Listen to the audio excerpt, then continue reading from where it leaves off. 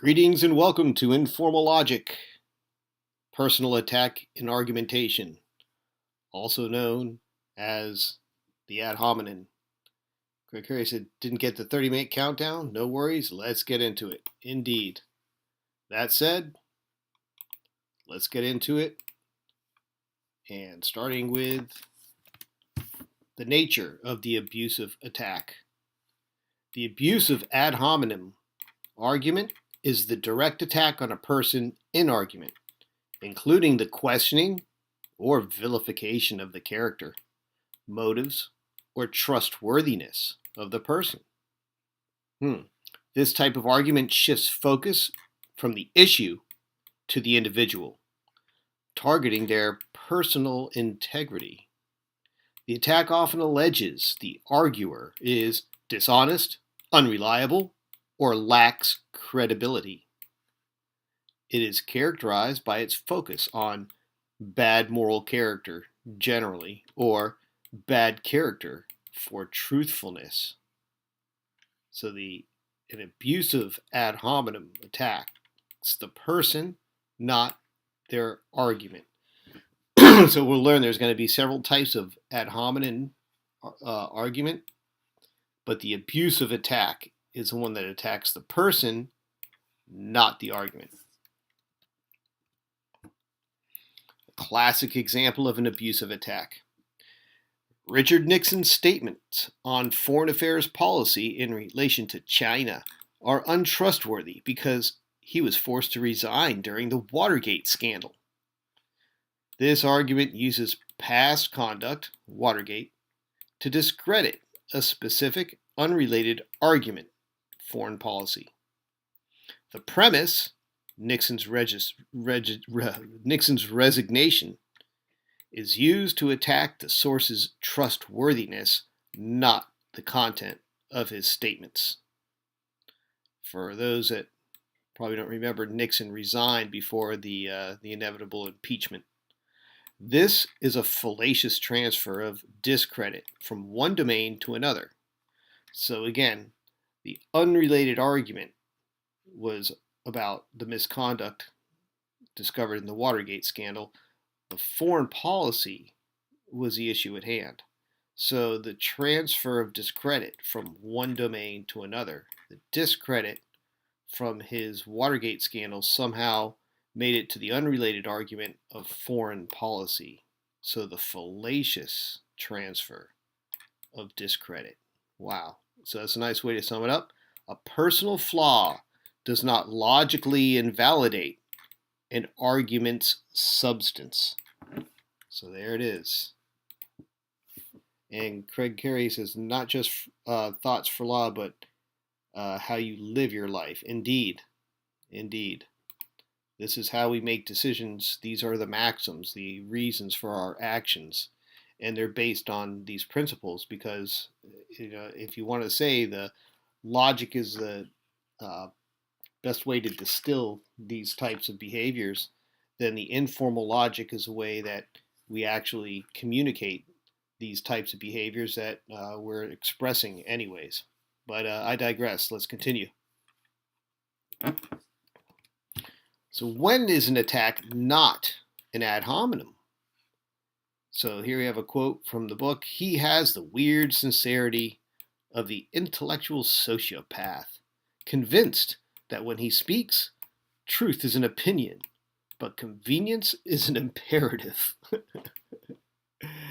So this is this aggressive attack on former President Bill Clinton's character alleges he is a hypocrite and deeply dishonest. However, to be classified as a fallacious ad hominem, the attack must be designed to refute a specific prior argument made by the person. Without evidence that this attack was used to counter a particular Clinton argument, it is simply a personal condemnation, not a fallacious ad hominem. So it's a personal attack, but it's not related to a specific argument, or prior argument. So a personal attack is only an ad hominem fallacy when used to refute an argument. So if it's not specifically used in refuting an argument, the personal attack is not an ad hominem. Now we're on to abusive attacks in politics. Negative campaigning. One candidate accused his opponent of being soft on terrorism and drugs. His opponent claimed in return that this candidate was confused and lacked conviction. So negative campaigning often relies on abusive ad hominem tactics to undermine an opponent's character and judgment. Other examples include accusing opponents of mismanaging union funds, drinking on the job, or being anti-male. While common, these attacks often substitute personal vilification for substantive debate on the issues. Political campaigns are a frequent arena for fallacious, abusive attacks. And we see that to this day. Now we're on to the nature of the circumstantial attack. The circumstantial ad hominem argument is the questioning or criticizing of the personal circumstances of an arguer by citing an alleged inconsistency between his argument and these circumstances. This alleges hypocrisy, suggesting the arguer doesn't practice what you preach. It attempts to refute an argument by pointing to an inconsistency between the arguer's words and their actions or affiliations. The goal is to undermine the arguer's credibility by painting them as insincere.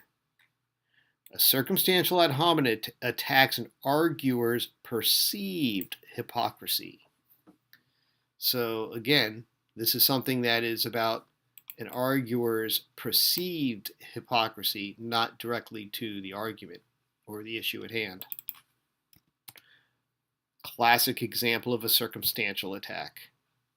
The parent says, "There is strong evidence of a link between smoking and chronic obstructive lung disease, so you should not smoke." Child, "But you smoke yourself. So much for your argument against smoking." The child highlights a real inconsistency between the parent's advice and their own behavior.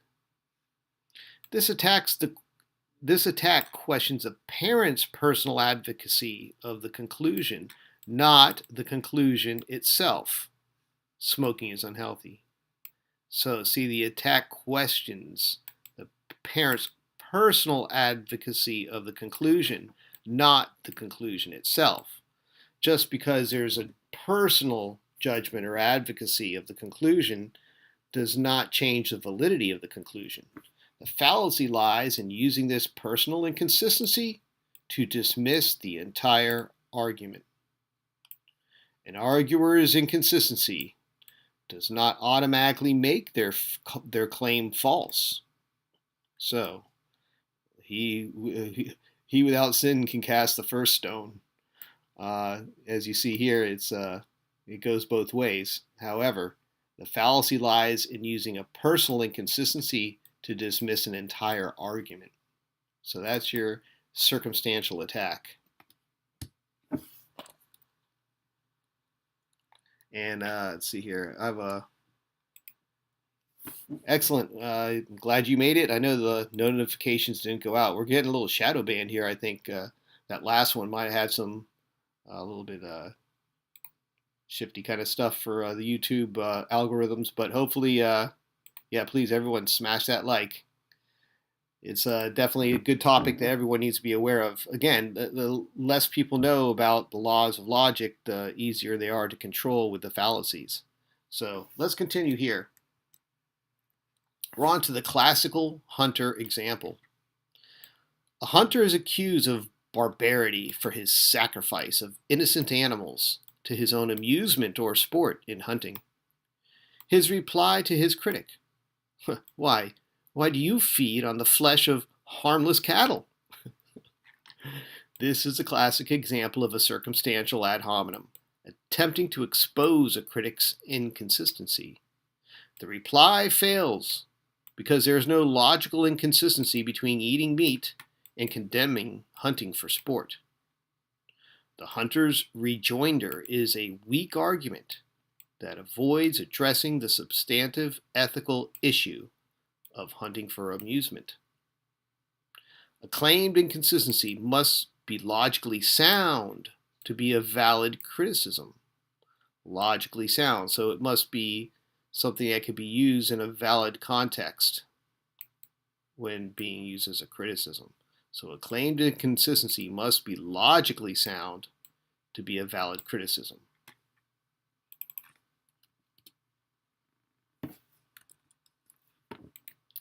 Craig Curry says, it's our own damn fault for being stupid. Cheers to the Saturn cult. Well, it's choices. We may not have free will, but we definitely have choices. So let's continue. Poisoning the well. Attacking impartiality. This third type of ad hominem argument has sometimes been called poisoning the well because it suggests that the arguer attacked has a hidden agenda and therefore cannot be trusted as a fair or reasonable exponent of an argument. This attack questions the arguer's sincerity or objectivity by imputing a personal bias. It alleges that an arguer has something to gain and is therefore not a neutral participant. The goal is to cast doubt on all present and future arguments from that source by poisoning the well. Wow, we see a lot of this one. Poisoning the well attacks an arguer's motive to preemptively discredit them. So very similar to the inconsistencies here, but taking it to a step further. Here's a classic example of poisoning the well. Bob points out that Wilma is on the board of directors of a U.S. coal company, and that therefore her argument should not be taken at face value. Bob does not refute Wilma's argument on its merits, but attacks her potential for bias. The criticism is that Wilma has a financial stake, creating a motive to argue a specific way. This suggests a dialectical shift from a neutral inquiry to a biased negotiation. Alleging a bias can be a way to avoid engaging with an argument's substance. Do you see this poisoning the well and how cleverly it's used in so many venues? Facetious Expert says, the most beautiful buzzkill, your screen name is awesome. I love it. Quite relatable on the latter half, not so much on the former. All right, let's continue. So there's your classic example. I think we can think of many more. This is one that's commonly used. Now we're on to stifling dialogue with bias claims. I wish it were possible for men to get really emotionally involved in this question. It is really impossible for the man, for whom it is impossible to be in this situation, to really see it from the woman's point of view. This argument from a Canadian debate on abortion claims men are inherently biased and incapable of a valid perspective. This type of attack is dangerous because it suggests an opponent is hopelessly dogmatic, making further dialogue seem futile. You see this with the left-right a lot too. It can create a stalemate where both sides claim the other is inescapably biased, shutting down reasonable discussion. So in essence, deadlocking the negotiation and shutting down reasonable discussion. Claiming an inescapable bias can be a tactic to end, not advance, a debate.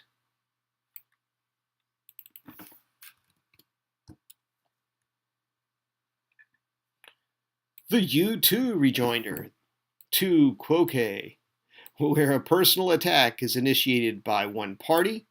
Often the response is to fire another personal attack against this first party by replying, you are no better. So tit for tat here, eye for an eye. This response, known as tu quoque,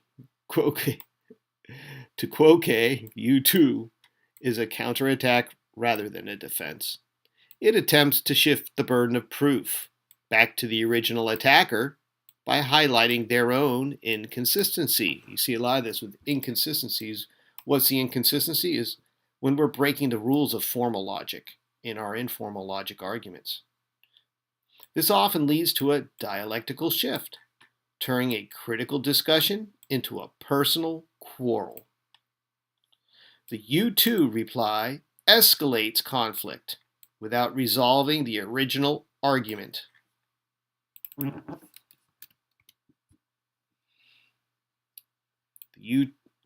Here's a tu quoque example. A student accuses a businessman of selling weapons to countries that use them to kill innocent citizens. The businessman replies, the university you attend has investments in these very companies that manufacture weapons. Your hands aren't clean either. The businessman's reply is a classic tu quoque, deflecting criticism by pointing to the student's direct involvement. While it may shift some burden of proof, it is a weak argument that fails to address the original accusation. It risks escalating the conflict into a personal quarrel over who is more pure. So a tu quoque's reply is a deflection, not a refutation. So you're not refuting, you're deflecting. So it's a step away from the total accusation, but it's a sense of rejoinder in degrees. When is a personal attack legitimate? Argumentum ad hominem is not always fallacious. For some instances, questions of personal conduct, character, motives, etc. are legitimate and relevant to the issue. Let's see some of these. The legitimacy of a personal attack depends entirely on the issue of the discussion, so the context makes the difference. If the arguer's character is the actual subject of the debate, then attacking it is relevant. The key to determine if the personal aspect is directly connected to the issue at hand. The key is to determine. So a personal attack is only legitimate when the person's character is the issue. So when could that be? Let's look at this, a legitimate example. The criticized autobiography. A critic points out the actor has well-documented criminal connections, has used his paid bodyguards to beat up women and men he took a dislike to, and has committed other vicious and cruel actions. The critic concludes that the autobiography is a one-sided portrait in that its fairness, objectivity, and accuracy are open to question. The subject of the book is the actor's character, which he portrays as saintly. Oh, no kidding. The critic uses evidence of the actor's real-life conduct to challenge the book's accuracy. Here, the personal characteristics are the real issue in the argument. When an argument is about a person's character, evidence of their character is a valid rebuttal. All right. Tribes need leather. No, that was my elbow. It's not a leather seat. But it sounds like that. I just kind of noticed that. I was wondering if you guys heard it. That's not a fart, and it's not a leather seat. But thanks for pointing that out. Let's continue, and I'll refrain from moving that elbow there. All right, here we go. Relevance in political contexts. If the candidate took a strong stand on family values, for example, it could legitimately be questioned whether his infidelity to his spouse brought the sincerity of his convictions on the family issue into question. In politics, a candidate's personal conduct can be relevant to their fitness for office. A discrepancy between a politician's stated values and their personal actions can reasonably raise questions about their sincerity and judgment. This is a legitimate inquiry into the veracity, not necessarily a fallacious attack. So in politics, character can be a legitimate issue when it speaks to judgment or sincerity. A checklist for evaluation. So let's look at this checklist here.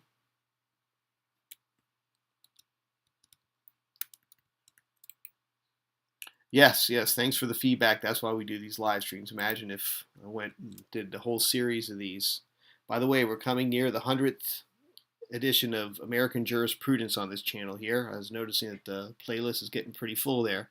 So we'll make a special celebration when we do hit that 100th. I'm not sure what it'll be yet, but I'll be open to suggestions. All right, let's get back to the topic at hand, our checklist for evaluation. The first step in analyzing any circumstantial argument against the person is to determine and clearly state the pair of propositions that is alleged to be the source of the inconsistency. So for any ad hominem, first ask, is the personal attack relevant to the argument's conclusion? See, is it part of the argument? For circumstantial attacks, precisely identify the two propositions claimed to be inconsistent. So when they're saying, yeah, but you're saying don't smoke, but then you smoke, well, you need to precisely identify these propositions, that because you smoke means that your advice is bad, or it's that you don't follow your own advice. You see, you want to identify the propositions. For bias attacks, ask if there is evidence of a hidden agenda. Evidence of a hidden agenda. Or if the goal is simply to shut down dialogue. So is the intent to deadlock, or is the intent to discover a hidden agenda through evidence, relevant evidence? Critically analyze the logical link between the personal attack and the argument itself. And here's some common fallacies and mistakes. So here's the pitfalls and the precautions we want to watch out for. From allegations or presumptions about someone's personal character, even if they are justifiable, one is not warranted in drawing the conclusion that certain specific statements they have made are false.